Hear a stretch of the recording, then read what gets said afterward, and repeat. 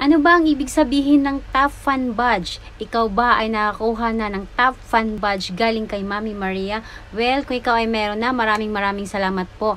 Ibig po niyang sabihin ay ikaw po ay isang legit at active na content creator na nakipag-engage, nag-like, nag-comment at nag-share ng aking mga content. Alam niyo ba ang kahalagahan at benefits ng Top Fan Badge na yan?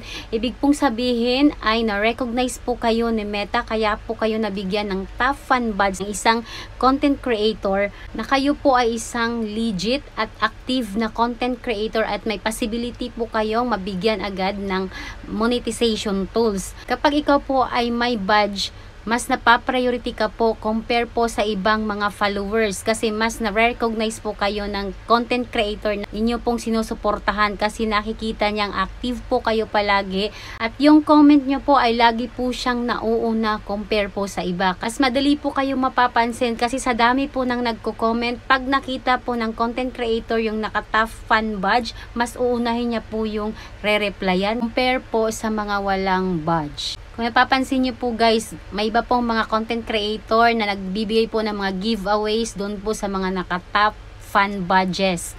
Kaya benefits niyo po yun. Kaya yun po ang kagandahan kapag kayo po ay naka-Top Fan Badge. Kaya sana may natuan kayo sa video to. Please share this video and follow mo ko for more tips. Thank you so much.